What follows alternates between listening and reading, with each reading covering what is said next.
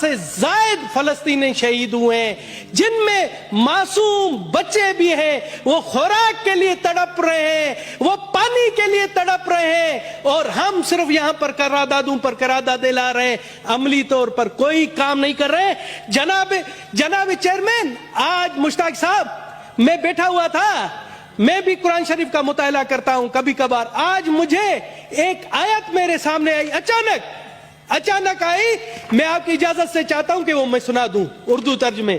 جناب اعلیٰ سورہ نمبر 4 آیت نمبر 75، وہاں کہتا ہے، اور اے مسلمانوں تمہارے پاس کیا جواز ہے کہ اللہ کے راستے میں اور ان بے بس مردوں، عورتوں اور بچوں کی خاطر نہ لڑو، جو یہ دعا کر رہے ہیں کہ اے ہمارے پروردگار ہمیں اس بستی سے نکال لائیے جس کے باشندے ظلم توڑ رہے ہیں، اور ہمارے لیے اپنی طرف سے کوئی حامی پیدا کر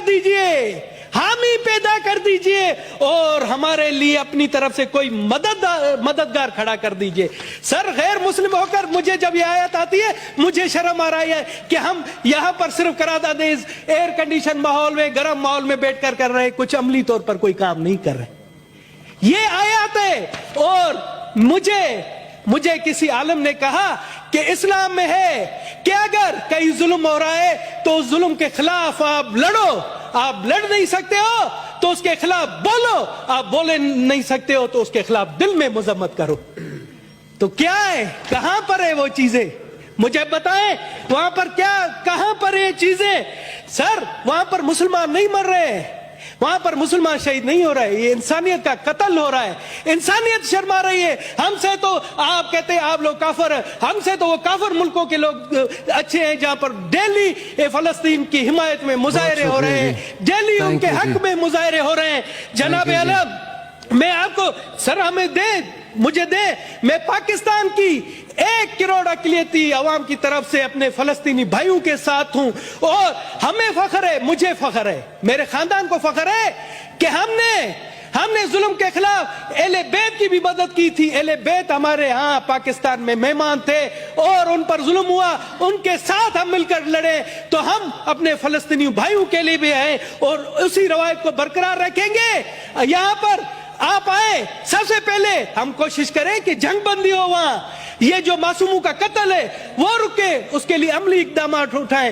آپ مجھے کہیں، وفد بنائیں، ہم دنیا میں جاتے ہیں، دنیا کو کہتے ہیں کہ جی وہاں پر سب سے پہلا کام کر دیجئے، خدا را وہاں جنگ بندی کرا دیجئے۔ دوسری تجویز ہے کہ وہاں فلسطین کے عوام کو، پاکستان کے وہاں سے 4 جہاز تو گئے، مگر میں کہتا ہوں کہ اس ایوان